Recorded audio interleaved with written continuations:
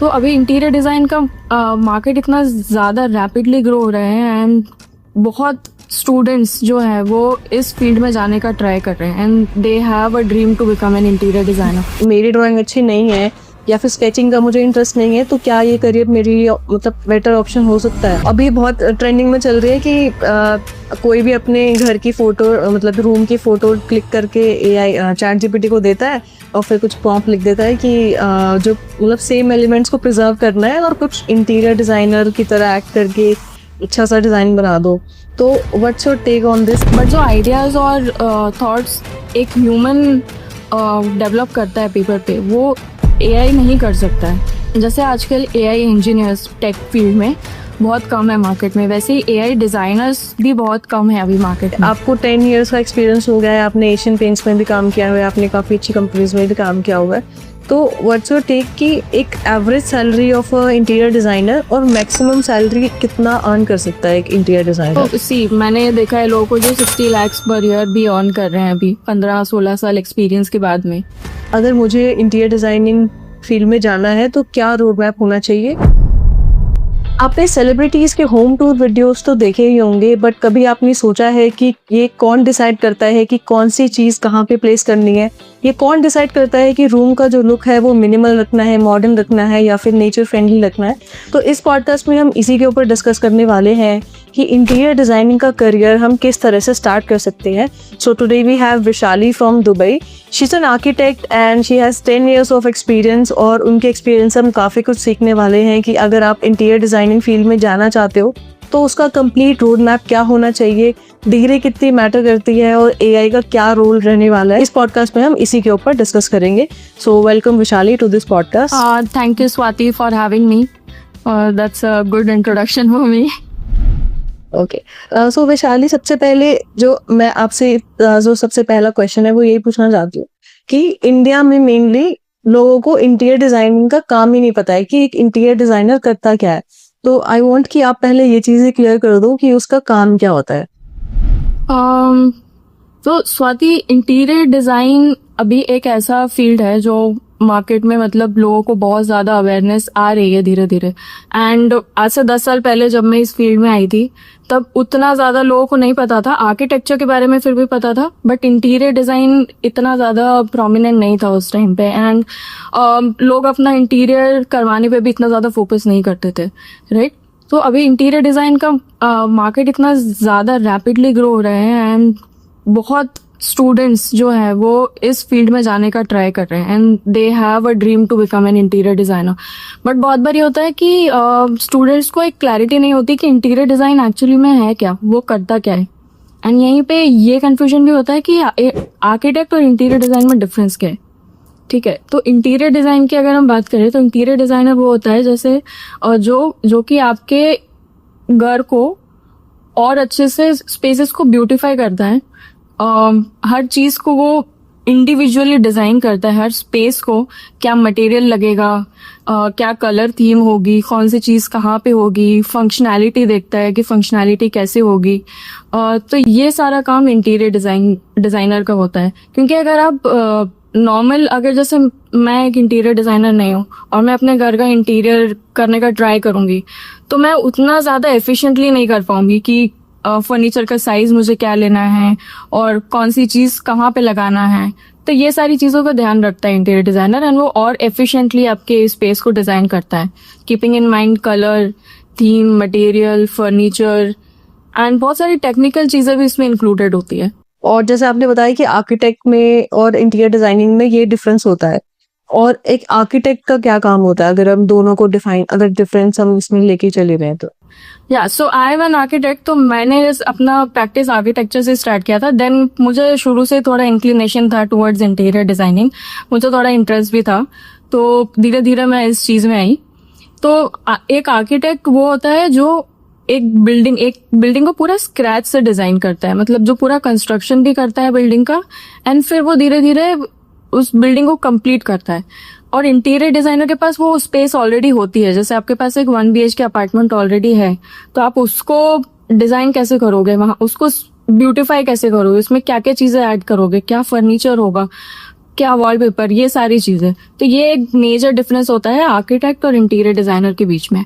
Architect पूरा construction से scratch से पूरा बिल्ड करता है बिल्डिंग को, और इंटीरियर डिजाइनर उस जो बिल्डिंग जो है आपके पास में, जो अपार्टमेंट है या जो भी स्पेस है, उसको वो इंटरनली पूरा डिजाइन करता है। तो this is the major difference between interior designer and architect. जैसे अभी आपने बताया कि आपको शुरू से इंटरेस्ट था कि इंटीरियर डिजाइनिंग में ही जाना है, तो यहीं पे एक ऐसे क्वेश्चन आता है कि अगर मेरी ड्राइंग अच्छी नहीं है या फिर स्केचिंग का मुझे इंटरेस्ट नहीं है, तो क्या ये करियर मेरे लिए मतलब बेटर ऑप्शन हो सकता है इंटीरियर डिजाइनिंग में? मतलब ड्राइंग की रिक्वायरमेंट है कि नहीं है? हाँ, ये वाला क्वेश्चन भी मेरे से बहुत ज्यादा पूछा जाता है। एंड इनफैक्ट मेरे वीडियोस पे भी काफी सारे स्टूडेंट्स ये कमेंट करते हैं कि अगर हमारा स्केचिंग अच्छा नहीं है, ड्राइंग अच्छा नहीं है, तो क्या हम इंटीरियर डिजाइनर बन सकते हैं? तो सी, आज से 10 साल पहले अगर मैं इस क्वेश्चन का आंसर देती तो मे बी थोड़ा डिफरेंट देती, क्योंकि उस टाइम पे उतने टूल्स नहीं थे, उतना एआई का उतना यूज नहीं होता था। तो उस टाइम पे स्केचिंग ड्राइंग को उतना इम्पोर्टेंस दिया जाता था। बट आजकल अगर आपको ड्राइंग नहीं भी आता है तो स्टिल आप इंटीरियर डिजाइनर बन सकते हो, क्योंकि आजकल सॉफ्टवेयर टूल्स वो सब चीजें यूज करके आप प्रेजेंटेशन बनाते हो और अपने थॉट्स और आइडियाज को उन सॉफ्टवेयर को यूज करके आप प्रेजेंट कर सकते हो। तो आई वुड से कि ड्राइंग इतना ज्यादा मैटर नहीं करता है। अगर आपको नहीं आता है, स्केचिंग अच्छा नहीं है, ड्राइंग अच्छा नहीं है, तो it's okay. I mean you can still become an interior designer, क्योंकि एकदम परफेक्ट ड्राइंग तो हम लोग भी नहीं करते हैं। हम लोग मतलब क्या करते हैं, बेसिकली कोई थॉट आया है आपके दिमाग में, कोई डिजाइन आया है, कोई कॉन्सेप्ट आइडिया आया है, तो उसको जस्ट पेपर पे रफली स्केच करना है, एंड देन उसको डेवलप जब करते हो तो आप सॉफ्टवेयर का यूज करके ही करते हो, या तो प्रेजेंटेशन के थ्रू करते हो, या फिर कोई 3D सॉफ्टवेयर पे आप उसका मॉडल बनाते हो और उसके थ्रू फिर क्लाइंट को आप प्रेजेंट करते हो। तो आई वुड से कि ड्राइंग होना नेसेसरी नहीं है। एक ये चीज हो जाती है कि स्केचिंग के थ्रू आप थोड़ा जल्दी जल्दी पेपर पे स्केच करके एक्सप्लेन कर सकते हो, तो वहाँ थोड़ा टाइम सेव हो जाता है। वहीं सॉफ्टवेयर में आप जब बिल्ड करते हो तो उस चीज को बिल्ड करने में थोड़ा टाइम लगेगा, बट वो और एक्यूरेट और ज्यादा प्रेजेंटेबल और एस्थेटिकली अच्छा दिखेगा। तो ये एक डिफरेंस होता है। वी कैन से कि लिमिटेशन नहीं रखनी है कि अगर आपकी ड्राइंग अच्छी नहीं है बट you're इंटरेस्टेड और you're पैशनेट कि हाँ मैं शायद हो सकता है कि अगर मैं इसको सीखती हूँ तो आई कैन डू बेटर। तो ऐसे लिमिटेशन नहीं है। सॉफ्टवेयर के थ्रू अब तो एआई भी आ गया है, तो उसके through we can definitely opt for this career. Yes yes, okay. of और course. जैसे एआई की बात कर रहे हैं हम लोग, तो आपने देखी होंगी इतनी सारी वीडियोस इंस्टाग्राम पे तो बहुत सारी आ जाती हैं कि ये प्रॉम्प्ट लिख दो। अभी बहुत ट्रेंडिंग में चल रही है कि कोई भी अपने घर की फोटो मतलब रूम की फोटो क्लिक करके एआई चैट जीपीटी को देता है और फिर कुछ प्रॉम्प्ट लिख देता है कि जो मतलब सेम एलिमेंट्स को प्रिजर्व करना है और कुछ इंटीरियर डिजाइनर की तरह एक्ट करके अच्छा सा डिजाइन बना दो। तो what's your take on this? आप इसको हाँ। एज अ इंटीरियर डिजाइनर आप किस तरह से देखते हो इन चीजों को जो ये सर्कुलेट हो रही हैं इंस्टाग्राम पे और सोशल मीडिया पे? तो ये जो आपने क्वेश्चन पूछा, ये भी रिसेंटली अभी मेरे से पूछा था, किसी ने कमेंट किया था एक वीडियो पे कि आपको लगता है कि एआई रिप्लेस कर देगा इंटीरियर डिजाइनर के जॉब्स को?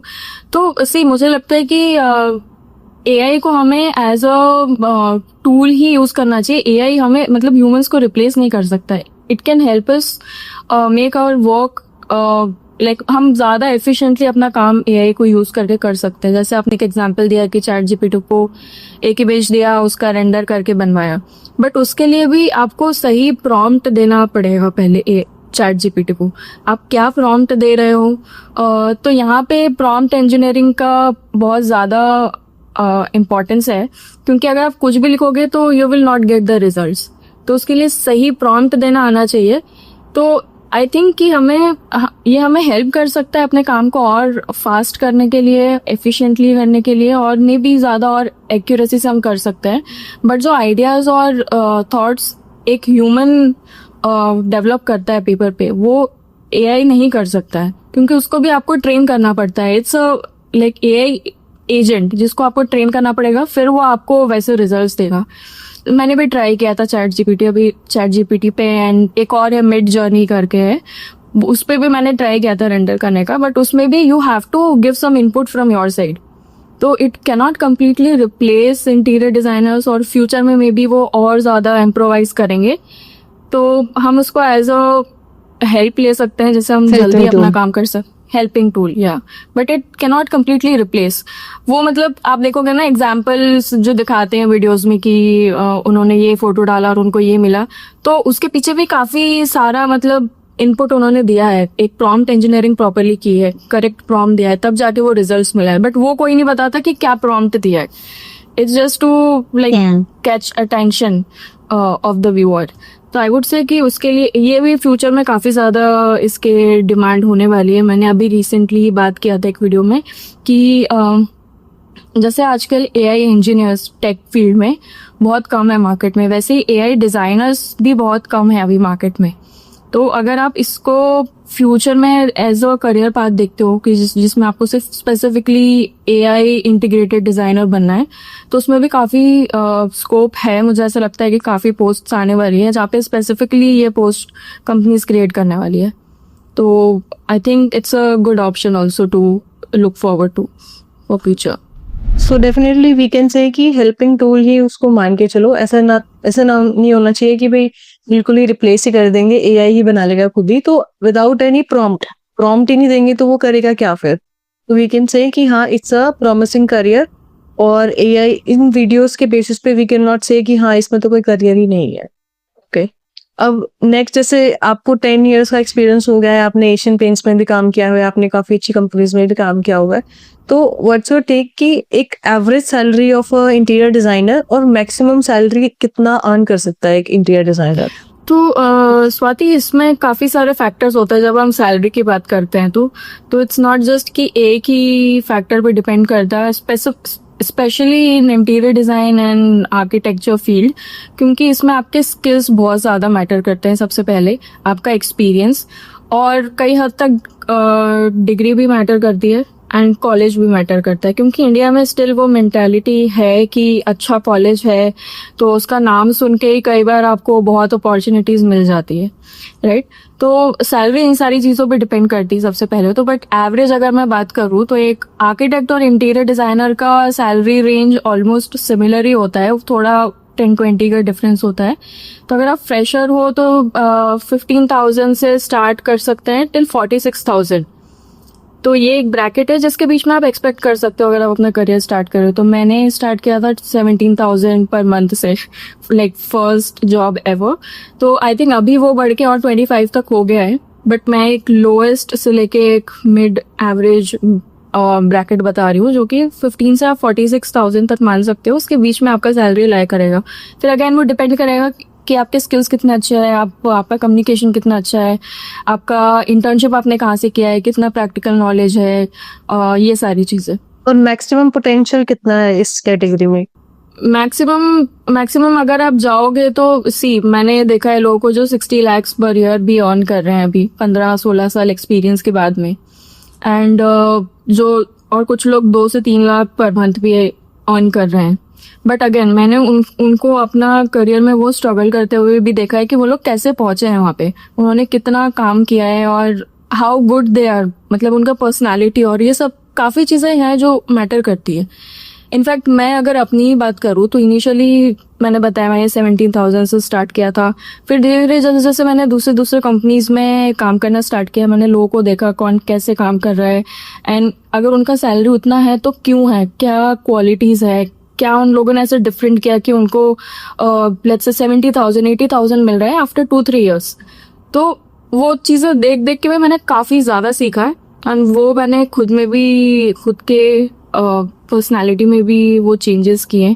जैसे एक तो मतलब इनिशियली मेरा कम्युनिकेशन उतना अच्छा नहीं होता था, I used to hesitate while talking to people, और वो इंट्रोवर्ट थोड़ा सा वैसा नेचर था। फिर धीरे धीरे ओपन अप हुआ, फिर बात करना स्टार्ट किया लोगों से, देखा कैसे वो लोग क्लाइंट से बात कर रहे हैं। तो ये सारी चीज़ें हैं जो मतलब बहुत इस फील्ड में स्पेशली बहुत ज़्यादा मैटर करती है, क्योंकि कम्युनिकेशन एक ऐसी चीज़ है जो सिर्फ इस फील्ड में नहीं बल्कि सारी फील्ड में आपको हेल्प करती है। एंड कई बार ये भी होता है कि आपको प्रेफरेंस देते हैं, जॉब अपॉर्चुनिटीज़ मिलती है, आपका सिलेक्शन होता है क्योंकि you are very good at communicating with people. वो आपका यही पोटेंशियल देखते हैं कि आपका प्रॉब्लम सॉल्विंग कितना अच्छा है, आप कैसे डिज़ाइन सॉल्यूशंस दे रहे हो। एंड बहुत बार इंटरव्यूज में भी सिचुएशनल क्वेश्चंस पूछे जाते हैं आपसे, स्पेशली दिस फील्ड में। तो ये सारी चीजें हैं जो मुझे लगता है कि काफी अफेक्ट करती है आपके सैलरी रेंज को। Definitely I think communication matter इसलिए भी करती है क्योंकि काइंड ऑफ हमें पब्लिक डीलिंग ही करनी होती है, इसमें हमें लोगों से कनेक्ट करना होता है और उनको सेटिस्फाई करना होता है कि हाँ, क्योंकि वो अपना कुछ भी घर इंटीरियर डिजाइनिंग करवा रहे हैं या जो भी करवा रहे हैं, तो उनको सेटिस्फाई करना वहाँ पे जरूरी है। और यहाँ पे कम्युनिकेशन स्किल्स बहुत अच्छी होना बहुत ही जरूरी है, तभी हम बेटर कम्युनिकेट भी कर पाएंगे। क्योंकि कई बार क्या होता है, आइडियाज कोलाइड करते हैं, वो कुछ अपना ट्रेडिशनल डिजाइन चाहते हैं और हम कुछ नया ये- डिजाइन चाहते हैं, हाँ। तो उनको फिर एक्सप्लेन करना मुश्किल हो जाता है कि ये क्यों हम ऐसे आपको बताना चाह रहे हैं। ये बहुत ही सही बोला। आई मीन ये क्लाइंट के साथ जब आप डील करते हो ना, तो ये चीज बहुत ज्यादा होती है, back and fourth ideas clash करते हैं। तो उस चीज में आपका पर्सनैलिटी बहुत स्ट्रांग होना चाहिए कि आप अगर क्लाइंट को कुछ सजेस्ट कर रहे हो तो you are able to convince them also. मतलब ये ना हो कि आप कुछ कॉन्सेप्ट दिया और क्लाइंट ने कुछ बोला और आपने तुरंत चेंज कर दिया। मतलब you should be able to hold at your concept and वो उसको थोड़ा उनको कन्विंसिंग पावर आपका अच्छा होना चाहिए। बेसिकली वो एक स्ट्रांग पर्सनालिटी से ही आता है और स्ट्रांग कम्युनिकेशन से ही आता है। तो या that matters a lot. Okay और जैसे भी आप डिग्री की बात कर रहे थे कि डिग्री के ऊपर मैटर करता है कि आप पे कितनी सैलरी होगी, कहीं पे आपको डिग्री के बेसिस पे ही अपॉर्चुनिटीज मिल जाएंगी। बट ये जो पॉडकास्ट है मेन हम उन लोगों के लिए बना रहे हैं जो कि इसको एज अ प्लान बी मान रहे हैं। प्लान बी एज इन कोई कुछ भी कर रहा था अभी बट वो चीज उसका वर्क नहीं कर रहा है, प्लान ए वर्क नहीं कर रहा है। इट कैन बी एनीथिंग, मतलब आईटी फील्ड में था कोई, या फिर आर्किटेक्ट थे अब वो इंटीरियर डिजाइनिंग में स्विच करना चाहते हैं, या फिर कोई कॉम्पिटिटिव एग्जाम्स की प्रिपरेशन कर रहे थे अब वो इंटीरियर डिजाइनिंग में जाना चाहते हैं, या फिर कोई ग्राफिक डिजाइनर है और वो इंटीरियर डिजाइनिंग में जाना चाहता है। तो उनके लिए फिर अब डिग्री तो ये हो गई कि अब वो एकदम से कॉलेज तो जा नहीं सकते हैं, तो उनके लिए क्या ये सुटेबल रहेगा अगर वो मतलब विदाउट डिग्री अगर इसको करना चाहें? क्या ये मतलब ऑप्ट कर सकते हैं कि नहीं, या फिर नहीं आप पहले बैचलर्स ही करो 4 साल की या 3 साल की जितने भी होती है, उसके बाद ही आप एक अच्छा करियर बना सकते हो? मतलब तो डिग्री कितना मैटर करती है इस फील्ड में?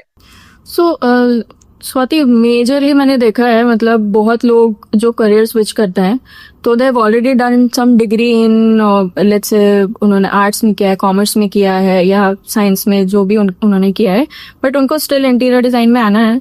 तो उसके लिए भी काफी सारे ऑप्शंस है। इट्स नॉट नेसेसरी कि आपको डिग्री करना ही है।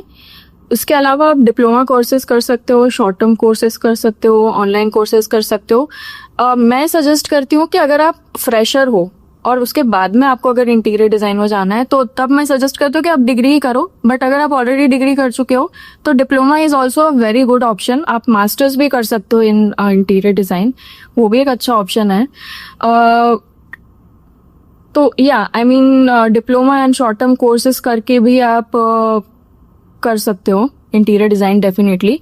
साथ ही साथ अगर आप अपने स्किल्स को भी इम्प्रूव करो, मतलब जब आप स्टार्ट करो डिप्लोमा कोर्स करना, उसके साथ साथ जो स्किल्स नेसेसरी है, जैसे सॉफ्टवेयर्स हो गया, सॉफ्टवेयर्स आपको आनी चाहिए। और उसके अलावा मूड बोर्ड प्रिपरेशन होता है इंटीरियर डिजाइन में, फिर फर्नीचर मटेरियल का नॉलेज होता है, 3D डिजाइन होता है। तो वो सब बैक एंड में आप थोड़ा थोड़ा रिसर्च करते रहो, सीखते रहो। तो बाय द टाइम आपका जब डिप्लोमा होता है तब तक आप थोड़ा मार्केट नॉलेज हो जाता है, थोड़ा नॉलेजेबल हो जाते हो। उसके बाद में आप इंटर्नशिप से स्टार्ट कर सकते हो। एंड ये एक ऐसा फील्ड है जिसमें आप 2-3 साल जब तक काम नहीं करोगे तब तक आप उतना, मतलब एक्सपर्ट तो नहीं बोलूंगी मैं, बट 2-3 साल काम करने के बाद में आपको उतना एक्सपीरियंस आ जाता है कि you start understanding the process कि यार एक प्रोजेक्ट एक्चुअली में होता कैसे है, क्या प्रोसेस है, सबसे पहले क्या करना होता है, स्क्रैच से कैसे बिल्ड होता है एक प्रोजेक्ट। तो वो आप काम करते हो तो धीरे धीरे आपको पता चलता है रियल टाइम। तो आई थिंक या okay so we can say कि बट जैसे आपने बताया कि डिप्लोमा कर सकते हो, तो वी कैन से कि ये आप सेल्फ टॉट इंटीरियर डिजाइनर नहीं बन सकते हो कभी भी यूट्यूब से देख के या ऐसे करके। ये करियर है ही नहीं इस चीज के लिए यार। आप कर सकते हो खुद से सेल्फ टॉट, मतलब सॉफ्टवेयर तो आजकल बहुत सारे फ्री रिसोर्सेज अवेलेबल है, ट्यूटोरियल्स अवेलेबल है। सॉफ्टवेयर सीखना कोई बहुत बड़ी बात नहीं है, वो आप सीख सकते हो। बट कहीं ना कहीं एक वो जब कोई आपको हायर करता है तो उनके दिमाग में एक ये चीज रहती है कि आपने क्या स्पेशलाइजेशन की है, उसमें अगर आप कोई सर्टिफिकेशन भी कर लेते हो तो still you hold that credibility कि हाँ आपने कोई कोर्स किया है एंड देन आप कर रहे हो। सीख तो आप सकते हो खुद से, बट आप जब रियल वर्ल्ड में प्रैक्टिस करने जाओगे तो आपको कोई क्यों हायर करेगा, वो एक पहला क्वेश्चन होता है। या तो आप बहुत ही आपका एक्स्ट्रा ऑर्डिनरी पर्सनैलिटी है, आपको सब कुछ आता है, आपने खुद से इतना ज्यादा स्ट्रांगली सीख लिया है कि आप कर सकते हो मैनेज कोई भी प्रोजेक्ट पे काम करना।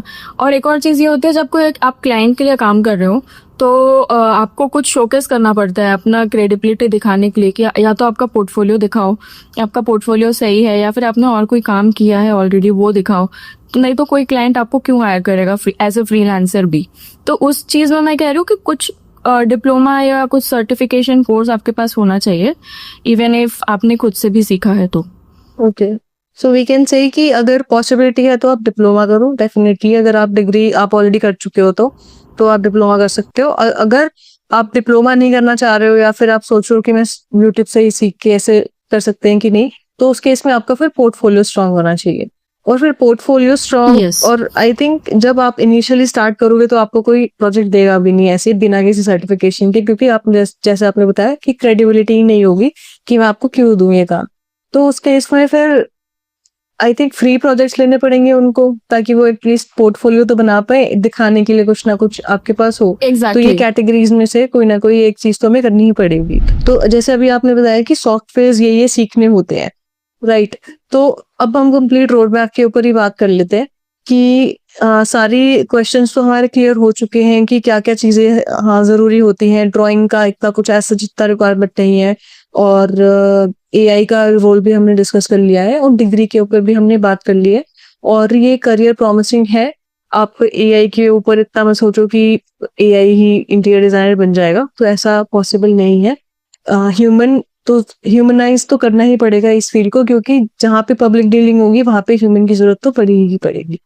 तो अब हम रोड मैप के ऊपर बात कर लेते हैं कि अगर मुझे इंटीरियर डिजाइनिंग फील्ड में जाना है तो क्या रोड मैप होना चाहिए। उसको हम डिग्री से ना लेके हम डिप्लोमा से लेके चल सकते हैं, या फिर सॉफ्टवेयर जैसे आपने बताया कि हाँ ये सॉफ्टवेयर हमें सीखने होते हैं। और साइकोलॉजी भी मैं चाहती हूँ आप थोड़ा सा बताओ, और बुक्स वगैरह रिसोर्सेज जितने भी आप बता सकते हो वो भी आप पूरा इसमें आप मेंशन कर सकते हो। ओके, सो सबसे पहली चीज जो आपको देखना है इंटीरियर डिजाइनर बनने से पहले या फील्ड में जाने से पहले, एक तो आपका वो प्रॉपर पर्सनालिटी है कि नहीं, वो करियर आपके लिए है भी कि नहीं। जैसे कि हमने कम्युनिकेशन और उस चीज पे डिस्कस किया, तो एक वो चीज सबसे ज्यादा मैटर करती है, क्योंकि आपको रियल टाइम में क्लाइंट से डील करना पड़ता है। तो ये मतलब देखने के लिए कि आप सूटेबल हो कि नहीं, ये एक पॉइंट चेक करना बहुत ज्यादा इम्पोर्टेंट है। उसके बाद में जो मेजर स्किल सेट जो आपको आना चाहिए वो है सॉफ्टवेयर्स, एंड ऑल्सो आप कैसे अपने आइडियाज को, कॉन्सेप्ट्स को, थॉट्स को प्रेजेंट कर रहे हो। तो उसके लिए सॉफ्टवेयर सीखना सबसे ज्यादा इम्पोर्टेंट है। तो इवन डिप्लोमा करने से पहले आप थोड़ा सा एक जस्ट ग्लैंस सॉफ्टवेयर के बारे में देखो, थोड़ा रिसर्च करो कि एक्चुअल में आप जब सॉफ्टवेयर करोगे तो वो आप कर पाओगे कि नहीं इजीली। तो सॉफ्टवेयर में सबसे पहले तो मैं बेसिक सॉफ्टवेयर बताती हूँ जो बहुत ही लार्ज स्केल पे यूज किए जाते हैं। बहुत हैवी और बहुत डिफिकल्ट सॉफ्टवेयर आपको सीखने की जरूरत नहीं है। सबसे मेजर होता है एक ऑटोकैड। तो ऑटोकैड पे आपको 2D में ड्राइंग्स बनाने होते हैं, प्लान बनाने होते हैं, और उसी पे आप अपना फर्नीचर लेआउट और वो सब सारा काम करते हो। तो ऑटोकैड अगर आप सीख लेते हो तो बेसिक प्लान रेडी कर सकते हो आप, फिर उसको आप मूव कर सकते हो प्रेजेंटेशन पे। तो आप उसको कैसे प्रेजेंट करोगे क्लाइंट को, प्लान बनाने के बाद में आप फर्नीचर की प्लेसिंग दिखाओगे, कहाँ पे क्या एलिमेंट्स दे रहे हो वो दिखाओगे, तो वो आप प्रेजेंटेशन पीपीटी के थ्रू यूज कर सकते हो। तो ऑटोकैड एक सॉफ्टवेयर हो गया। अब वो आपने प्रेजेंट भी कर दिया, मतलब उसमें फर्नीचर दिखा दिया, फर्नीचर को एनलार्ज करके दिखा दिया, कौन सा फर्नीचर पीस का आपने रेफरेंसेस लिए हैं, वो सब हो गया। उसके बाद में आता है 3D। तो वो जो आपने चीजें प्लान में प्लेस करी है वो 3D में आपको कैसे दिखेगा, तो उसके लिए आपको 3D सॉफ्टवेयर आने चाहिए। तो 3D के लिए बेस्ट सॉफ्टवेयर जो मुझे लगता है सबसे यूजर फ्रेंडली एंड ईजी वो है स्केचअप। तो अब स्केचअप के भी बहुत ट्यूटोरियल्स मिल जाते हैं ऑनलाइन, वो आप सीख सकते हो। सॉफ्टवेयर भी इजीली मिल जाते हैं, आपको कोई पेड वर्जन लेने की जरूरत नहीं है। ऑटोकैड और स्केचअप दोनों में स्टूडेंट वर्जन्स भी अवेलेबल होते हैं, तो आप स्टूडेंट वर्जन यूज कर सकते हो।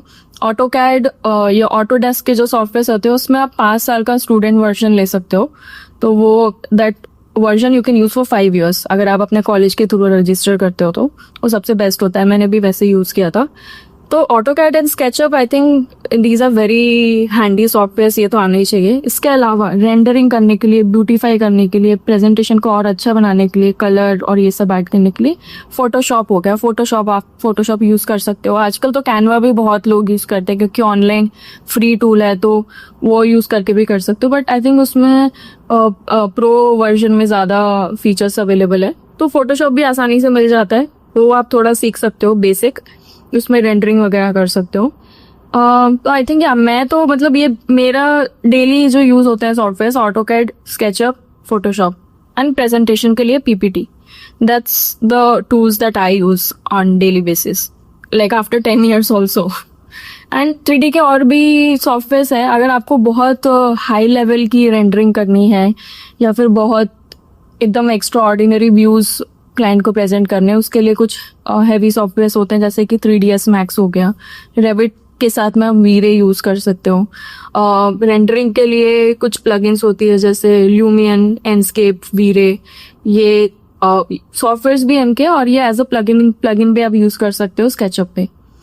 तो हाँ, मतलब बेसिक ये सॉफ्टवेयर अगर आपको आ गए तो आप ऑलरेडी आपका जो प्रोफाइल है, बैकग्राउंड है, वो काफी स्ट्रांग हो जाता है।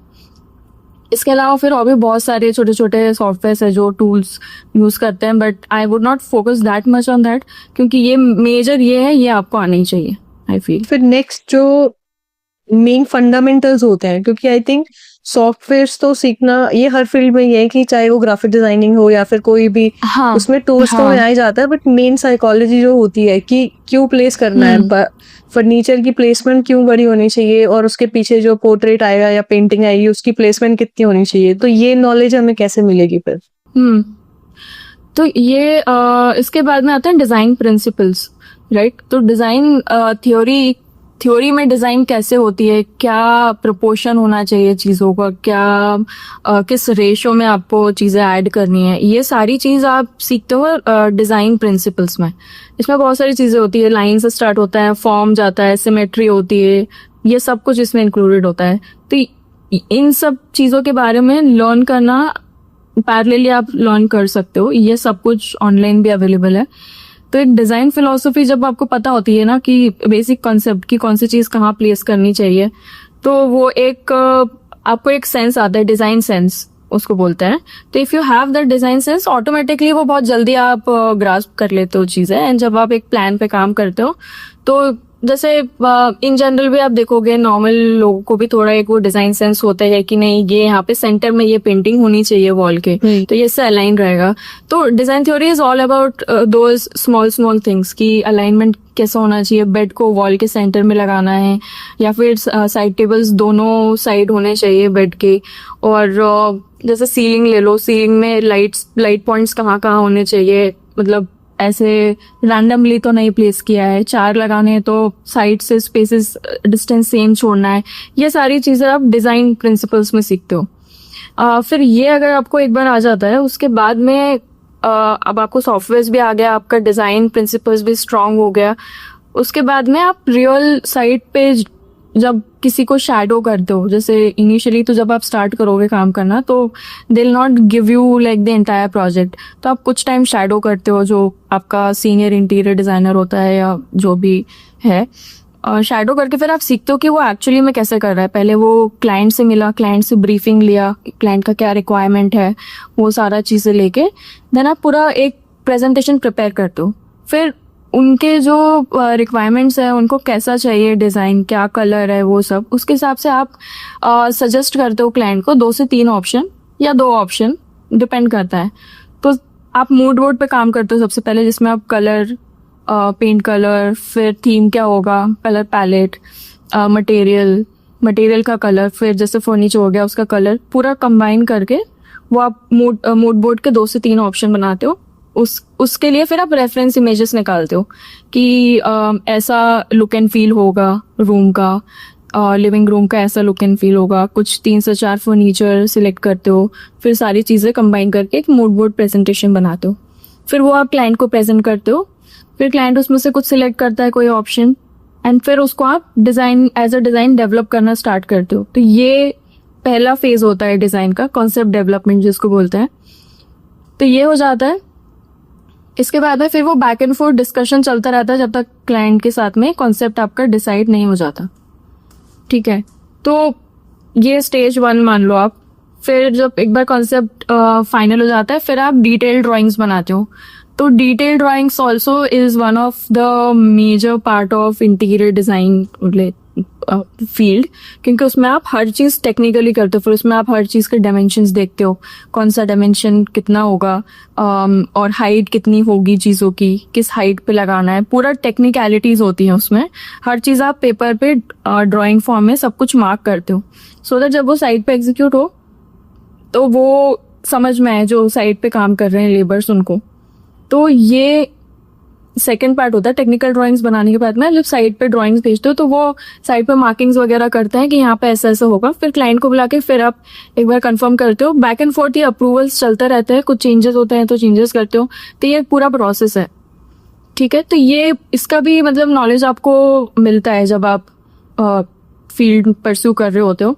तो जब आप डिप्लोमा कर रहे हो तो ये एक चीज़ देखना भी बहुत इंपॉर्टेंट है कि वो जो कोर्स आप कर रहे हो या कॉलेज से कर रहे हो, वहाँ पे इंटर्नशिप सपोर्ट है कि नहीं है, वहाँ पे प्लेसमेंट सपोर्ट है कि नहीं है, और जो वहाँ पे ऑलरेडी जिन्होंने काम किया है वो लोग कहाँ काम कर रहे हैं, मतलब जिन्होंने वहाँ से स्टडी किया है वो लोग कहाँ पे काम कर रहे हैं, एंड कहाँ पे जॉब कर रहे हैं बेसिकली, उनसे आप आइडिया ले सकते हो। देन कोर्स डिसाइड कर सकते हो अकॉर्डिंगली।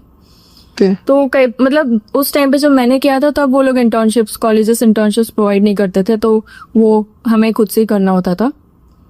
तो या फिर ये साइट वाला चीज़ पूरा होता है, साइट पे पूरा मार्किंग होती है, फिर धीरे धीरे स्टार्ट होता है, टेक्निकल ड्राइंग्स प्रिपेयर होती है। उसके बाद में आता है मटेरियल सिलेक्शन, जो एक्चुअल मटेरियल सिलेक्शन आप क्लाइंट के साथ में जाके भी करते हो या फिर क्लाइंट को अपने ऑफिस में बुला रहे हो जहाँ पे भी आप काम कर रहे हो। एक सैम्पल्स आप रेडी रखते हो, फिर उनको दिखाते हो ये सारे सैम्पल्स हैं, तो वो फिर कंफर्म करते हैं।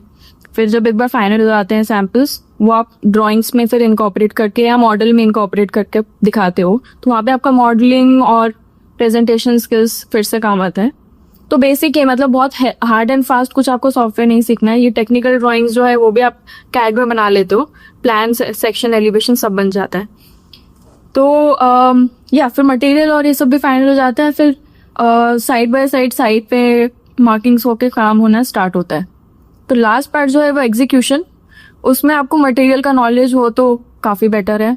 यूजुअली ये मतलब कंपनीज आउटसोर्स करती है एग्जीक्यूशन के लिए टीम्स, कॉन्ट्रैक्टर्स। तो हाँ, मतलब ये एक प्रोसेस हो गया। जब आपको ये पूरा प्रोसेस समझ में आ जाता है ना, तो it becomes very easy for you. तो थोड़ा रिसर्च करके क्या रोड मैप होगा, मतलब क्या क्या चीज़ों में आपका इन्वॉल्वमेंट होगा, और आपको इन चीज़ों में से कौन सा स्टेज में सबसे ज़्यादा इंटरेस्ट है। लेट्स से आपको डिज़ाइन बनाने में इंटरेस्ट है, मूड बोर्ड और कॉन्सेप्ट और वो, तो आप उसी में स्पेशलाइज कर सकते हो। लेट्स से आपको साइट पे जाके काम करवाना पसंद है, तो आप साइट एग्जीक्यूशन वाले रोल्स देख सकते हो। या फिर आपको क्लाइंट के साथ मिलकर मटेरियल सिलेक्शन करना, उनको गाइड करना वो पसंद है, तो वो वाले स्पेसिफिकली रोल्स आप सिलेक्ट कर सकते हो। तो ये मतलब इंटीरियर डिजाइन में बहुत सारे रोल्स होते हैं जो आप ऑप्ट कर सकते हो, एंड उस पर सब्जेक्ट मैटर एक्सपर्ट भी बन सकते हो आगे जाकर। okay. हाँ, क्योंकि वी कैन से कि जैसे अभी आपने बताया कि बहुत सारी चीजें हैं इसमें, तो कि मूड बोर्ड डिजाइन करना, उस पूरी स्केचिंग करना, उसके बाद में फिर मटेरियल फाइनलाइज करना, फिर साइट पे जाके पूरा काम भी करवाना। तो अगर मतलब या तो आप स्पेसिफिकली अपना इंटरेस्ट देख लो इन 3 चीजों में, जिसमें भी आपको अच्छा लगे उसमें आप स्पेशलाइज कर लो। और अगर आपको सभी में इंटरेस्ट है तो फिर आई थिंक वो जितनी ज्यादा स्किल्स होंगी उतनी ज्यादा फिर आपकी सैलरी हो जाएगी उसी के बेसिस पे। एग्जैक्टली। तो मतलब लोगों को वही स्टूडेंट्स को इनिशियली यही क्लैरिटी नहीं होती है। उनको लगता है कि इंटीरियर डिजाइन है, फर्नीचर बाय करेंगे, मटेरियल सिलेक्ट करेंगे, वो लोग। इतना सिंपल नहीं होता है, क्योंकि जब चीज़ें पूरा प्लानिंग के साथ होती है, पूरे प्लान के साथ बनती है, तब जाके उसके रिजल्ट्स काफ़ी प्रॉपर दिखता है। फिर आपको एरर्स भी नहीं दिखेगा। वही चीज़ अगर लेट्स से इन जनरल हमारे मॉम डैड करवा रहे हैं, तो वो इतना थॉट प्रोसेस नहीं होगा उनका इसके पीछे। They will just go to the market and buy something and get it. तो इसलिए मतलब बहुत सारे स्टेजेस होते हैं इसमें, और इनिशियली मैं यही सजेस्ट करती हूँ कि आप 2 से 3 साल सारी चीज़ों में इन्वॉल्व रहो, सारी चीज़ें सीखो, so that real time experience आपको हर चीज़ का हो। क्योंकि इंटरव्यूज़ में भी ये पूछना है कि आपके पास साइट कोऑर्डिनेशन का एक्सपीरियंस है कि नहीं, आपने क्लाइंट इंटरेक्शन किया है कि नहीं, साइट सुपरविजन किया है कि नहीं। तो और साइट पर जब आप देखते हो ना एक्चुअल में जाके, तो आपको पता चलता है कि जो ड्राइंग्स आपने बनाई है वो कैसे हो रही है साइट पे, तो वो बहुत ज़्यादा इंपॉर्टेंट है। तो 2-3 साल इनिशियली सारी चीज़ों में एक्सपीरियंस लो, फिर आप डिसाइड कर सकते हो कि यार मुझे इस चीज़ में बहुत ज़्यादा इंटरेस्ट आया है। जैसे मुझे कंसेप्ट एंड डिज़ाइन में काफ़ी इंटरेस्ट है, तो अभी like in my current company also I am a part of a development team, जहाँ पे मैं डिज़ाइनिंग एंड कॉन्सेप्ट पे काम करती हूँ, एंड देन क्लाइंट से I interact and I give my inputs. तो मैं उस एग्जीक्यूशन वाले पार्ट में नहीं हूँ, बस मैं डिज़ाइन वाले पार्ट में मेजरली हूँ और डिटेल ड्राइंग वाले। ओके, तो ऐसा आप आगे जाके डिसाइड कर सकते हो कि आपको किस चीज़ में स्पेशलाइज करना है आगे जाके। तो आई थिंक क्या वो स्टार्टिंग में आप जब तक सारी चीज़ें एक्सप्लोर करोगे तब जाके आपको आइडिया लगेगा, बट पहले वो एक्सप्लोर करना ज़्यादा इंपॉर्टेंट है, सारे ऑप्शंस। करेक्ट। मतलब ऑप्शंस तो बहुत सारे हैं, ऐसा नहीं है कि सिर्फ पूरा ही आपको मतलब, क्योंकि बीइंग जो कि मैं फील्ड में नहीं हूँ, तो मुझे आई कैन से कि बाहर से ये चीजें ऐसे दिखती है कि आपको जैसे पूरा कोई घर दे दिया हो या फिर कोई भी कमर्शियल प्रॉपर्टी है और इसको आपको पूरा डिजाइन करके देना है, तो फिर हमें ऐसा लगता है कि आप पूरा डिजाइन करना होता होगा, फिर पूरा ऐसे काम कराओ, ये बनवाओ वो बनवाओ। तो जब हम इन डेप्थ जाते हैं या फिर जो भी ये पॉडकास्ट देखेगा तब जाके उनको पता चलेगा कि अच्छा इतने सारे ऑप्शंस होते हैं, सिर्फ एग्जीक्यूशन वाला पार्ट जरूरी नहीं है। अगर आप जैसे आपने बताया कि आप कॉन्सेप्ट बनाने में और मूड बोर्ड बनाने में बहुत ज्यादा मजा आता है, तो अगर आपको इस चीज में इंटरेस्ट है तो आप ये वाली चीज भी कर सकते हो डेफिनेटली। Okay, exactly. और जैसे जो इंडिविजुअल प्रैक्टिस कर रहे हैं, जो लोग फ्रीलांसर जिन्होंने अपना बिजनेस स्टार्ट किया है, वो लोग सिर्फ कंसल्टेंसी देते हैं, दे डोंट डू एग्जीक्यूशन। तो ऐसे बहुत लोग इस फील्ड में भी चले जाते हैं। जैसे मेरे बैच के भी बहुत लोग हैं, उन्होंने अपना प्रैक्टिस स्टार्ट किया है, but they are only doing consultancy, they are not doing the execution part. तो वो डिज़ाइन बना के देते हैं, पूरा टेक्निकल ड्राइंग्स बना के देते हैं, एंड दैट्स इट। उनका रोल वहीं पे ख़त्म। 3D वगैरह बना के देते हैं, उनका रोल वहीं पे ख़त्म। फिर एग्जीक्यूशन के लिए वो या तो क्लाइंट को कनेक्ट कर देते हैं अपने वेंडर से, तो वो उनके साथ में मिलके फिर क्लाइंट के पास ऑप्शन होते हैं कि उनको जिससे एग्जीक्यूट कराना है वो करा सकता है, बट सारे ड्राइंग्स वो से मिल जाते हैं। तो अगर आपको आगे जाकर खुद का प्रैक्टिस भी स्टार्ट करना है या खुद का ऑफिस ओपन करना है, तो आप सिर्फ ये डिज़ाइन कंसल्टेंसी वाला काम भी कर सकते हो। तो काफ़ी ऑप्शंस है, मतलब it is a very big field. और इंटीरियर डिज़ाइन तो सिर्फ आर्किटेक्चर का एक पार्ट है, एक सब्जेक्ट है। Architecture is even broader field, बहुत सारी चीज़ें होती है। तो मतलब ऐसा नहीं है कि आगे जाके स्कोप नहीं होगा, क्योंकि आज से 10 साल पहले जब मैं कॉलेज में थी, जब उस टाइम पे इतने जॉब्स थे जब मैं काम कर रही थी, तो अभी तो और लोगों को पता चल रहा है और वो अवेयरनेस और बढ़ती जा रही है, एंड लोग स्पेंड कर रहे हैं अपना लाइफस्टाइल इंप्रूव करने में, इंटीरियर्स कराने में। तो आगे जाके डेफिनेटली बहुत स्कोप है। करेक्ट। और आई थिंक इंटरनेशनल मार्केट भी काफ़ी अपॉर्चुनिटीज़ भी और ज़्यादा इंडिया में आने वाली है आगे जाके। करेक्ट, क्योंकि मैं भी यूट्यूब पे सर्च कर रही थी कि इंटीरियर डिजाइनिंग के ऊपर कोई पॉडकास्ट है ही नहीं। मतलब मेनली जैसे आपने भी अपने चैनल पे वीडियोस बनाई हुई हैं, तो इस टाइप के सिंगल वीडियोस हैं। इस टाइप का कोई पॉडकास्ट या फिर कोई इंटरव्यूज बहुत ज्यादा मेजर नहीं है। तो मैं वहीं पे मुझे लगा कि ये होना चाहिए, हर करियर को कवर करना ही चाहिए जो भी वुमेन पे है। ओके, और जैसे अभी हमने पूरा कंप्लीट रोड मैप डिस्कस किया, तो उसमें जैसे आप डिजाइन प्रिंसिपल्स वाला पार्ट जो है, थोड़ा सा मुझे लगा कि थोड़ा अधूरा सा लगा, कि उसमें हमने बताया कि डिजाइन प्रिंसिपल्स आपको यूट्यूब से इधर उधर से मिल सकता है। तो या फिर जब जैसे आपने बताया कि एक मूड बोर्ड सेट करना होता है जिसपे हम रेफरेंसेस देते हैं कि अच्छा जो रूम की थीम है वो इस तरह से रहेगी, तो वो फिर उसके मतलब कहाँ से आप लोग सर्च करते हो, और जो डिजाइन प्रिंसिपल्स आपने बताया उसके कुछ resources if you can share, like कि पिंटरेस्ट से, जैसे पिंटरेस्ट एक बहुत अच्छा ऑप्शन है जहाँ से आप एक थीम सेट कर सकते हो कि इस तरह की थीम हो सकती है। और जो डिजाइन प्रिंसिपल्स है उसकी कोई बुक हो या फिर जो जिसमें सब कुछ कवर हो, या फिर कोई यूट्यूब चैनल जो आपने फॉलो किया हो, या फिर जैसे कोई कोर्स ही हो, या फिर जैसे बुक कोई भी मतलब अच्छे से ऑथर ने लिखी हो डिजाइन प्रिंसिपल के ऊपर। तो स्वाति, जो आपने बताया ना कि देयर इज अ गैप, इस चीज पे कोई भी प्रॉपर वो नहीं है या कोर्स नहीं है। कोर्स डेफिनेटली ऑनलाइन ऐसे बहुत सारे आपको मिल जाएंगे, बट ऐसा कोई स्पेसिफिक नहीं है कि वो एक्रीडिएटेड कोर्स है जो आपको फॉलो करना चाहिए। और डिजाइन प्रिंसिपल, इवन मैं खुद अभी थोड़ा काम कर रही हूँ कि मैं फ्री ऑनलाइन कोर्स बनाऊंगी, मतलब वीडियोस ही होंगे उस पर और वो यूट्यूब पे अवेलेबल होगा. So I am working on that, but सोचा है स्टार्ट करना है. तो कोर्सेज का ऐसे मैं बुक कुछ भी ऐसे रेकमेंड नहीं करना चाहती हूँ कि आप उसमें फालतू में 1500-2000 रुपए डालो बुक में, और वो चीज़ आपको ऑलरेडी ऑनलाइन मिल जाती है. तो रिसोर्सेज काफ़ी सारे ऑनलाइन ही अवेलेबल हैं. आप अनअकैडमी और यहाँ पे जो इवन लिंक्डइन पे भी काफ़ी सारे कोर्सेज हैं जो फ्री है, वहाँ से आप सीख सकते हो. और लिंक्डइन से आप जब कोर्सेज करते हो तो आपको सर्टिफिकेशन भी मिलता है that you can add in your LinkedIn profile. तो वो जब कोई आपको हायर करता है तो उनको वो चीज़ दिखती भी है. तो आई थिंक क्योंकि आप डिप्लोमा कोर्स ऑलरेडी कर रहे हो, फिर उसके बाद में आप रिसोर्सेज में और पैसा स्पेंड करो, जबकि ऑलरेडी सारी चीज़ें आजकल चैट जीपीटी इतना यूजफुल है, डेली लोग वो यूज़ करते हैं. तो I think rather than focusing on books we should focus more on sources we already have. It's just हमको करेक्ट डायरेक्शन चाहिए होता है कि कैसे हम वो रिसोर्सेज निकालें. चैट जीपीटी यूज कर सकते हो. एंड ऑनलाइन हाँ, मतलब मैंने 1-2 चैनल्स देखे जो इंटरनेशनल जो क्रिएटर्स क्रिएट करते हैं इंटीरियर डिज़ाइन से रिलेटेड. तो वो मैंने फॉलो किया था कुछ टाइम, बट देन वो उनका स्टैंडर्ड्स थोड़ा डिफरेंट होता है, चीज़ें अलग होती है. एंड डिज़ाइन प्रिंसिपल बेसिकली मैं आपको थोड़ा डिटेल में बता देती हूँ कि क्या क्या चीज़ें होती है, so that you have an idea और आपको किन चीज़ों के बारे में पढ़ना है एग्जैक्टली. सो डिज़ाइन प्रिंसिपल में सबसे पहले हम बात करते हैं फॉर्म के बारे में. फॉर्म जो कि आपका लाइन हो गया, सर्कल हो गया, रेक्टेंगल हो गया, तो ये बेसिकली एक शेप्स होते हैं. उसके बारे में हम थोड़ा पढ़ते हैं कि वो चीज़ें कैसे एक स्पेस में यूज हो सकती है. उसके बाद में मैंने आपको बताया था सिमेट्री एंड एसिमेट्री. तो एक रूम में वो सिमेट्री वाला कॉन्सेप्ट कैसे फॉलो होगा, जैसे मैंने एक बेड का एग्जांपल दिया था, बेड के साइड में दोनों साइड आपको साइड टेबल्स देना है, तो वो एक सिमेट्री हो गया. अगर सिर्फ एक साइड देंगे तो थोड़ा वो एसिमेट्री होगा. एक और एग्जांपल देती हूँ, जैसे बेडरूम में वॉल होती है, बेड के पीछे वाला वॉल, वहाँ पे आप 2 साइड पैनल लगा रहे हो, लेट्स से वॉलपेपर लगा रहे हो, और सेंटर में आप कुछ लेदर की या वुड की पैनलिंग कर रहे हो. तो दोनों साइड जो आप वो पैनलिंग कर रहे हो वो आपका सिमेट्रिकल कॉन्सेप्ट हो गया. तो ये सिमेट्री एसिमेट्री होता है उसमें. फिर एक हॉरिजॉन्टल एंड वर्टिकल आप कैसे प्रोपोर्शन में चीज़ें लगाते हो वो होता है. फिर जब आप वॉल पे काम करते हो तो क्या हाइट पे आप चीज़ें लगा रहे हो वो वॉल के प्रोपोर्शन में है कि नहीं. फिर एक और मैंने एग्जांपल दिया था अलाइनमेंट का.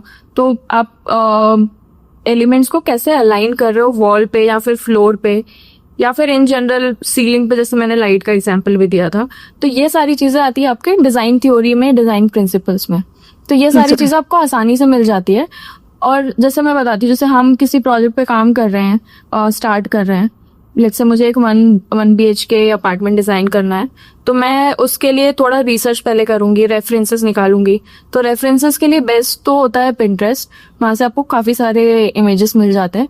और हम लोग मतलब सारा सब फ्री रिसोर्स, फ्री जो टूल्स अवेलेबल है वही यूज़ करते हैं. ऐसा नहीं है कि कोई पेड टूल्स यूज़ करके फिर वो ऐसे. इंस्पिरेशन के लिए पिंटरेस्ट बेस्ट है, वहाँ से आप इमेजेस निकाल सकते हो, फिर उसके थ्रू आप कुछ सिमिलर बिल्ड कर सकते हो.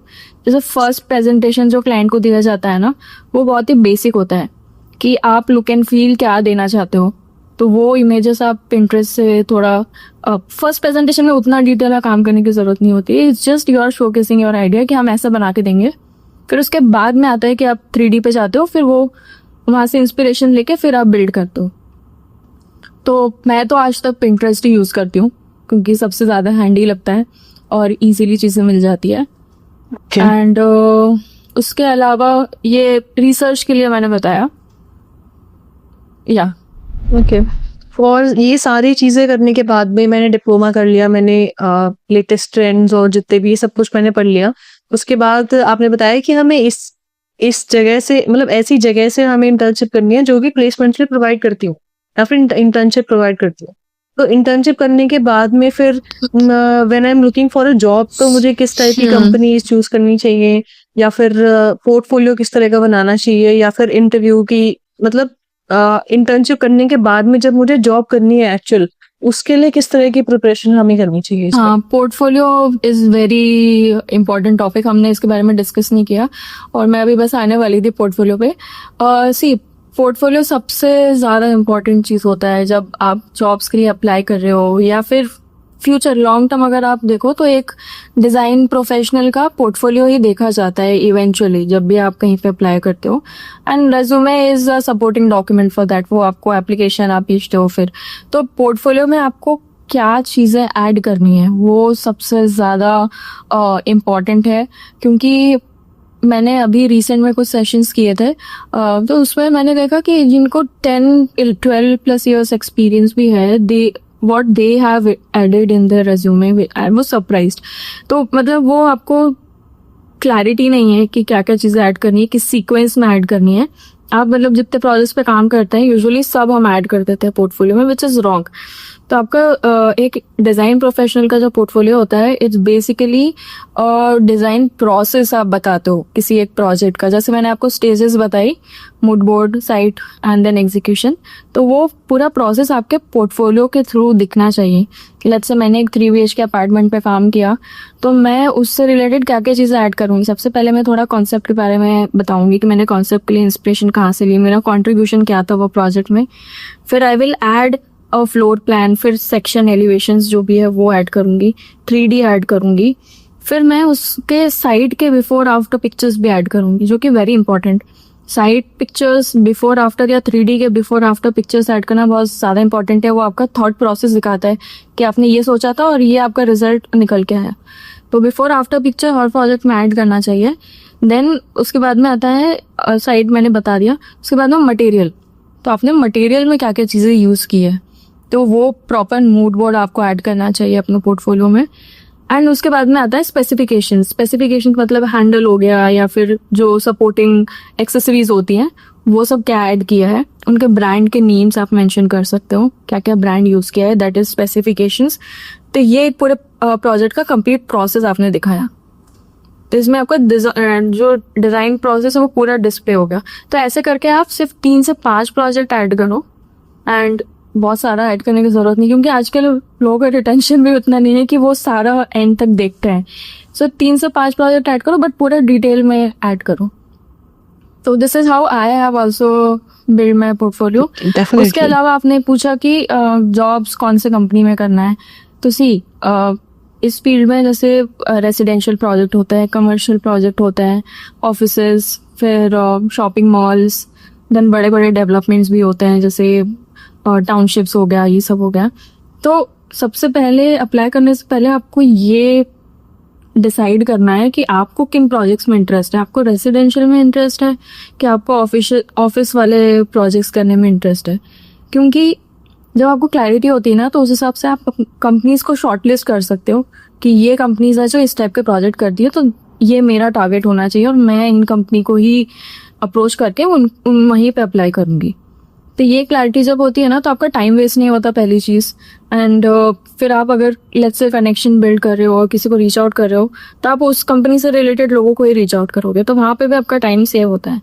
तो इनिशियली मेरे टाइम पे मैं जब स्टार्ट किया था तो क्लैरिटी नहीं था, मैं लेफ्ट राइट सेंटर हर जगह एप्लीकेशंस भेजती थी and I was just looking for job. तो अभी आज की डेट में अगर मैं कहीं पे अप्लाई करती हूँ तो मेरा अप्रोच डिफरेंट होता है। मैं पहले लिस्ट बनाती हूँ कि मुझे इन कंपनीज को रीच आउट करना है, इस टाइप के प्रोजेक्ट से मुझे इंटरेस्ट है। तो ये क्लैरिटी अगर आपको है तो देन उस हिसाब से आप जॉब्स के लिए अप्लाई कर सकते हो। तो ये रिसर्च आपको पहले ही करना ज़रूरी है before even applying for jobs. तो मतलब ये एक कंपनीज का लिस्ट का रिसर्च, योर इंटरेस्ट का रिसर्च एंड पोर्टफोलियो, ये 3 चीज़ें रेडी होनी चाहिए, then you can go ahead and apply. हाँ, डेफिनेटली, क्योंकि इनिशियली हमें डिसाइड करना जरूरी है कि हमें किस टाइप का वर्क करना है, क्योंकि ना तो हमारे पास एक्सपीरियंस है पहले ही। तो अगर हम ऐसे ही किसी भी रैंडम में चले जाएंगे और फिर उसमें इंटरेस्ट भी नहीं होगा, तो फिर बहुत ज्यादा डिमोटिवेटिंग होएगा जब आप अच्छा परफॉर्म भी नहीं कर पाओगे, क्योंकि आपको खुद पर्सनली भी पसंद नहीं है वहाँ पे काम करना। तो इट्स वेरी इंपॉर्टेंट कि आप ये चीज डिफाइन करो कि आपको रेजिडेंशियल ही डिजाइन करना है, तो आप उसी में ही जॉब ढूंढो, और चाहे वो इंटर्नशिप हो या जितनी भी सैलरी मिल रही हो आप उसको करो, क्योंकि तभी आप स्टार्ट करोगे, तभी तो आप इनिशियली ग्रो करोगे, फिर आपकी सैलरी भी उसी के अकॉर्डिंग ग्रो होती जाएगी। एग्जैक्टली स्टार्टिंग में तो मुझे वही लगता है कि आपको चीज़ें एक्सप्लोर करना चाहिए, डिफरेंट फील्ड। और मतलब सैलरी ठीक है, एक इम्पॉर्टेंट फैक्टर है, बट स्टार्टिंग में आपका फोकस लर्निंग पे होना चाहिए, सो दैट जितना ज़्यादा एक्सपीरियंस आप गेन कर सको करो, अपना पर्सनालिटी उतना स्ट्रांग बिल्ड कर सको, सो दैट आपको बाद वाले कंपनीज में जब आप जॉब्स के लिए अप्लाई कर रहे हो तो यू आर गिवन प्रेफरेंस और आपको उतना फिर रिस्पेक्ट भी दिया जाता है। तो आई थिंक लर्निंग पर ज़्यादा फोकस होना चाहिए इनिशियली। जैसे अभी मुझे बहुत लोग कमेंट करके पूछते हैं कि मैं ये कोर्स करके फर्स्ट ईयर में स्टार्ट करूंगा तो इतनी सैलरी मिल जाएगी क्या? तो आई थिंक वो चीज़ गलत है। जब तक आप सीखोगे नहीं चीज़ें तो आपको नॉलेज नहीं होगा चीज़ों का, तो नोबडी विल पे यू। तो इस केस में स्किल्स बहुत मैटर करती है। एंड आई थिंक सीखते रहना, मतलब 10 साल बाद भी मैं खुद को एक्सपर्ट नहीं बोलती, बिकॉज आई फील कि इस फील्ड में हर दिन आप कुछ ना कुछ नया सीखते ही रहते हो। तो सीखते रहना is very important. Keep learning new things, new tools, AI को कैसे इनकॉर्पोरेट कर सकते हैं, एआई के प्लगइन्स कैसे हम यूज़ कर सकते हैं अपना जो भी सॉफ्टवेयर यूज़ कर रहे हैं। तो ये सारी चीज़ें इम्प्रोवाइज करते रहना डे बाय डे, तो उसी से आप सीखते हो। या and it all depends on your experience I feel. So in short we can say कि अगर आपको इंटीरियर डिजाइनिंग में इंटरेस्ट है तो आप ये करियर कर सकते हो। उसके बाद में आपकी कम्युनिकेशन स्किल्स बहुत अच्छी होनी चाहिए इस फील्ड में, तभी आप अच्छा सर्वाइव कर पाओगे और आप लॉन्ग टर्म इसको देख सकते हो। उसके बाद में स्केचिंग का इतना कुछ वो नहीं है कि आनी चाहिए, आप एआई टूल्स की मदद से आप इजीली कर सकते हो। उसके बाद में आपका पोर्टफोलियो अच्छा होना चाहिए। आप चूज करो स्पेसिफाई, मतलब डिफाइन करो कि आपको किस फील्ड में जाना है, स्केचिंग में जाना है, एग्जीक्यूशन वाले पार्ट में जाना है या मटेरियल वाले पार्ट में जाना है, जिसमें भी आपको अच्छा लग रहा है आप उसको चूज करो। इंटर्नशिप जो डिप्लोमा आप करोगे या डिग्री आप जहाँ से करोगे ऐसी जगह से करो जहाँ पे आपको प्लेसमेंट मिल जाए, ताकि आपकी एक बार एंट्री हो जाए कैसे भी किसी भी कंपनी में, चाहे एज ए इंटर्नशिप आप वहाँ पे अच्छा काम करो। हो सकता है आपको वहीं पे ही परमानेंट एम्प्लॉय आप कन्वर्ट हो जाओ और वहीं से फिर आपकी करियर की स्टार्टिंग हो जाएगी। और ये करियर ऐसा नहीं है कि आपने वैशाली ने कुछ भी बताया ऐसा कि ये ट्रेंड चल रहा है अभी, या फिर आपने वो चीज सीख ली और फिर 5 साल के बाद वो चेंज भी हो सकती है। ऐसा नहीं है कि भाई आपने अभी सीख लिया और वो ही चलता रहेगा। तो आप देख रहे हो कुछ ना कुछ चेंज होता रहता है, ट्रेंड बदलते रहते हैं इस फील्ड में। तो कांस्टेंट इवॉल्विंग, कांस्टेंट लर्निंग, इसमें अप टू डेट रहना आपको पड़ेगा इसमें। तो अगर आप ये सारी चीजें देखने के बाद भी अगर आपको इंटरेस्ट है तो आप डेफिनेटली इस करियर में जा सकते हो। प्रॉमिसिंग करियर है और वैशाली को 10 years प्लस हो चुके हैं। और अभी आपका वैशाली कैसा एक्सपीरियंस चल रहा है इसमें, इन शॉर्ट अगर आप बताओ? मतलब अगर किसी को इंटरेस्ट है तो कितना मजा आ रहा है आपको इस फील्ड में? जैसे मैंने बताया कि मैं 10 साल इतना सब काम करने के बाद में कहीं ना कहीं आई ऑलरेडी न्यू कि मुझे डिज़ाइनिंग, कॉन्सेप्ट डेवलपमेंट और इन चीज़ों में ज़्यादा इंटरेस्ट है। और मैंने हर टाइप के रोल्स किए हैं। जैसे लास्ट कंपनी जो मेरी बैंगलोर में थी, वहाँ पे मेरा रोल completely client facing था। So I was handling 123 projects at a time and I had a team थी, design managers, project managers, सबके साथ connect करके, and I was single point of contact for clients, these 123 clients। तो मैं उनसे बात करती थी पूरा दिन कॉल्स पे, ये वो। तो हर टाइप के रोल्स मैंने एक्सप्लोर किए। फिर तब जाके मुझे समझ में आया कि I am more interested in the designing part. तो अभी तक मेरा एक्सपीरियंस इज़ रियली गुड। मतलब दिस इज समथिंग जो करके मैं कभी बोर नहीं होती। I like doing that. And अभी मुझे टेक्निकल में डालोगे लाइक ड्राइंग्स एंड वो सब, तो वो मेरा उतना मुझे इंटरेस्ट नहीं आता। I can do it, I been doing that also, her type का काम कर रही हूँ, बट उतना इंटरेस्ट नहीं आता। वो अलग बात है कि अभी टेक्निकल ड्राइंग्स का एक और जो मेरा रोल है करंटली, वो है रिव्यू करने का ड्राइंग्स, जो मैं कंसल्टेंट के साथ मिलके रिव्यू करती हूँ, अपनी इनपुट देती हूँ। So that is also something which is okay, जहाँ पर मैं अपना एक्सपर्टीज शेयर करती हूँ ड्राइंग्स पे। और तो प्रोजेक्ट्स जैसे हम लोग के हैं वो बहुत छोटे नहीं होते हैं, it's like very very big development जहाँ पे मैं अभी कर रही हूँ। तो so far it's been good, I am enjoying it. It's not like कि नहीं करना है या ऐसा कुछ, इट्स ओके। सो अच्छा जा रहा है experience. I think it's ever evolving, जैसे आपने बताया। ये फील्ड ऐसा है जहाँ पे आप इवॉल्व करती रहते हो, नई नई क्रिएटिव चीज़ों पे काम करने को मिलता है, अलग अलग टेक प्रोजेक्ट्स पे काम करने को मिलता है, डिफरेंट टाइप के कॉन्सेप्ट्स होते हैं, डिफरेंट आइडियाज़। और एक और चीज़ जो मुझे काफ़ी मज़ा आता है वो है क्लाइंट से जब इंटरेक्शन होता है, जब आप उनसे बातें करते हो। That is also something which I really enjoy, जो मैंने लास्ट जॉब रोल था। एंड उसके पहले मुंबई, जैसे 6 साल में मुंबई में थी, वहाँ पे I explored so many companies, so many projects, so many opportunities. तो वहीं से मुझे एक्चुअल एक्सपीरियंस अपना मिला था, जहाँ पे मुझे साइट का भी एक्सपीरियंस मिला, फिर क्लाइंट्स के साथ मटेरियल सिलेक्शन करने जाने का भी एक्सपीरियंस मिला, मूड बोर्ड्स बनाने का एक्सपीरियंस मिला, प्रेजेंटेशन देने का एक्सपीरियंस मिला। तो I mean I can say that कि ये एक पूरा जर्नी रहा है 10 साल. तो जो भी नॉलेज मुझे अभी है वो अलग अलग जगह पे काम करके, लोगों से बात करके, लोगों को देख कर सीखा. तो it's been quite a journey and वही मैं अपने चैनल पे भी धीरे धीरे करके शेयर कर रही हूँ, क्योंकि आई थिंक इस फील्ड में आपको एक राइट डायरेक्शन होना बहुत ज़्यादा इंपॉर्टेंट है. क्योंकि you can easily get distracted. आपका मन होगा ये भी कर लूँ, वो भी कर लूँ, सब कर लूँ. तो एक प्रॉपर गाइडेंस अगर आपके पास है तो you can easily navigate this career and आगे जाके काफ़ी अच्छा कर सकते हो. So if you resonate with this, Vishal ने जो भी चीजें बताई कि कैसे उन्होंने 10 साल का पूरा एक्सपीरियंस बताया, if you resonate with this, आप डेफिनेटली इस करियर में जा सकते हो. And that's all. Thank you so much Vaishali अपना टाइम देने के लिए. Thank you Swati, thank you so much.